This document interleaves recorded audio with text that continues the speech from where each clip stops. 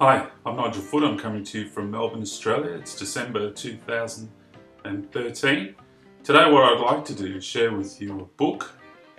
This is it here, Footprints on the Track, Anglo-Indian Railway Memories. It's a great book.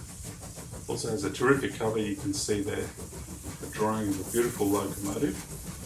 This book, edited by a good friend of mine, Noel Thomas from Vizag.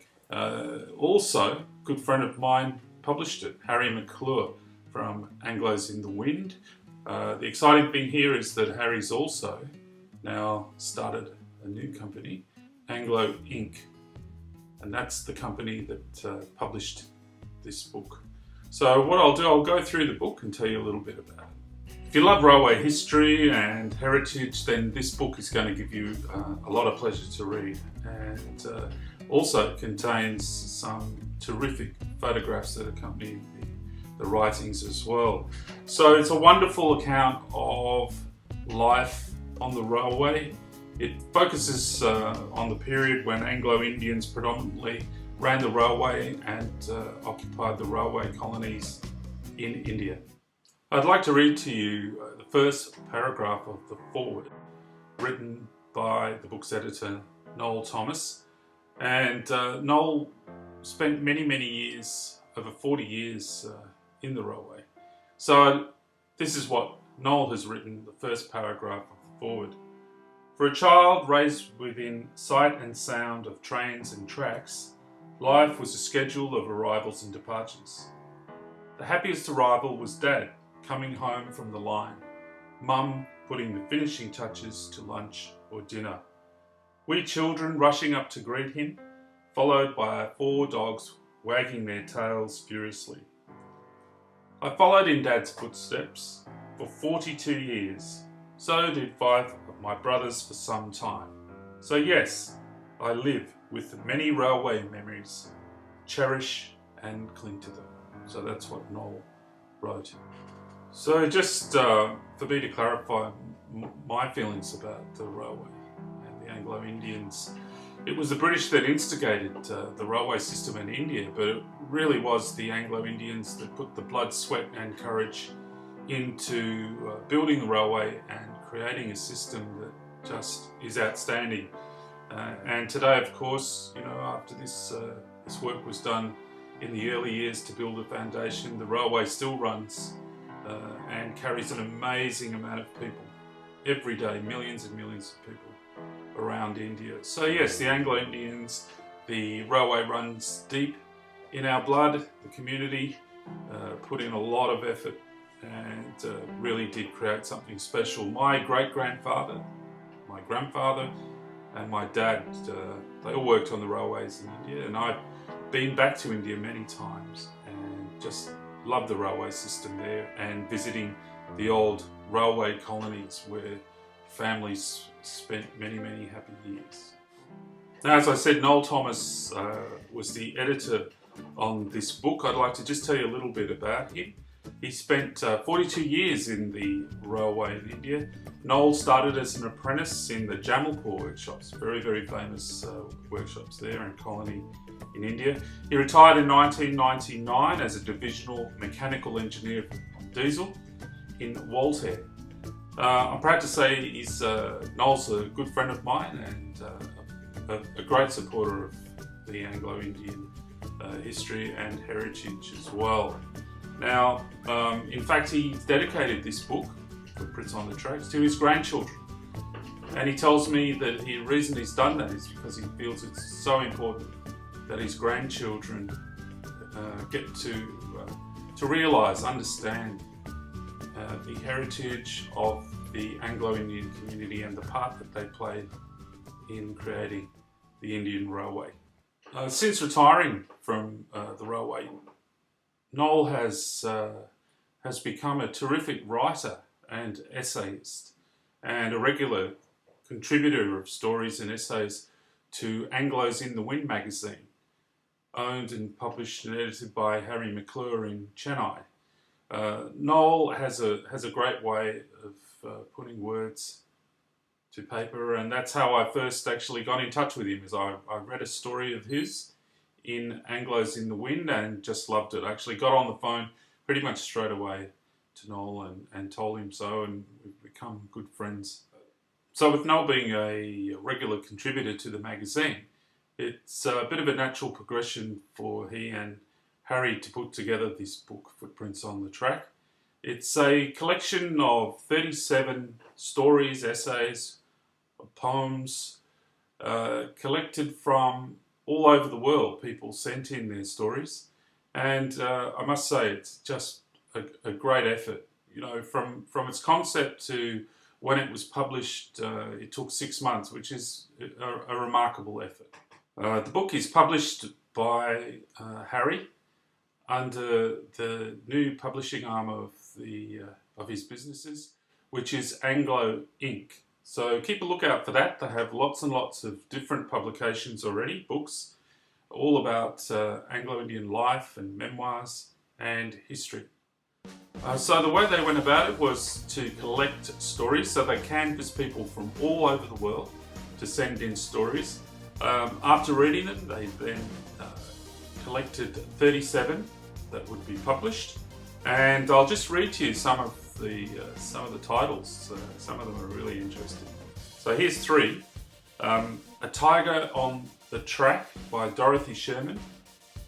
Unsung Heroes of the Railway in India by V. Anand. Particular favourite of mine, Noel Bully Netto, The Dancing Driver by Harry. There are also some well-known Anglo-Indian writers in there, people who put together books on their own and have published them independently, but also published with Anglo Inc. now. Margaret Deepfolds, Reginald Maher, Rudy Otter, Colleen Ganser, and of course Noel has contributed as well, and so has Harry. Now the book, as I said earlier, has some fantastic photographs, absolutely amazing photographs that really give you a flavour for what it was like back then, and they accompany the stories. I have to say I contributed a couple of photos there of Bandicoot, where my forefathers were. But the photos are, you know, historic, and also I think they give you a really good flavour of the people who were there, the family names. I'm sure lots of you will be able to recognise the names and faces from this book. There are also some great drawings in there and cartoons, and they're, again, you know, the talented Mr. Harry MacLure, and also Rebecca Taylor. The front cover, in fact, is by an artist called Samba, and that's the one of the train. A beautiful picture. To help Harry and Noel get this book published, there was help, assistance, funding for the project through the Philip Lawrence Wood Foundation, run by Noreen Wood. So thanks very much, Noreen, for helping to get this book published. I know it's going to do great things, and of course, you know, as far as letting people know the contribution made by Anglo-Indians to the railways is just fantastic. I'd also like to thank the Canadian Social Services for Anglo-Indians Association, Clifford Smith and Louis de Cruz. They helped with some funding to launch the book in Chennai for the press and also for friends and family. And I have to say that the press were very, very kind to the book. They gave it great reviews. The Times of India Express, Hindu, the Statesman of Calcutta especially gave a great review. Now, to get the book, to order it, to buy it, you can order it straight from Anglos in the Wind or through Anglo Inc. And I'll be giving you the emails and contact phone numbers at the end of this review. Now, price is just amazing. I can't tell you the package is fantastic. So if you're in Australia and you want to buy the book, it's only 15 Australian dollars, and that includes postage from India. Now, that is just fantastic value. If you're in England, only £8, and again, that includes postage if you order it from India. In India, an amazing price, 350 rupees including postage. So no excuse to say that this book is too expensive. You've got to go and buy this book, if not because you really love the history and the heritage of Anglo-Indian. Also, to help support the people that supported publishing the book, creating the book, the people that contributed to it. And again, it's a business, it costs money to produce and sell a book like this. So please buy this book. You won't regret it. It's absolutely sensational. Now, some great news too, some very exciting news for everyone. There is going to be a second edition of this book, Footprints on the Track, because they've got so many stories. And also they're also looking for new contributors as well. So please, if you think that you have a story, an essay, a poem, and you'd like to get it published in the next edition of Footprints on the Track, please send it in to Harry or Noel. Again, I'll give you their details. But it's a great opportunity for you now to also get your name in the book, get it published, and something to be very proud of, something to leave to your kith and kin. And again, let me tell you that the current edition has already sold over 400 copies. Now that tells you something about the book. And again, let's support our creative people, our writers, etc. Let's support them by buying this book, because it'll encourage people to put together more publications, and that's just so important. There are so many great stories. Our heritage and history is filled with wonderful memoirs, lots of people who can put together great stories, poems and essays. So people, let's get those contributions in.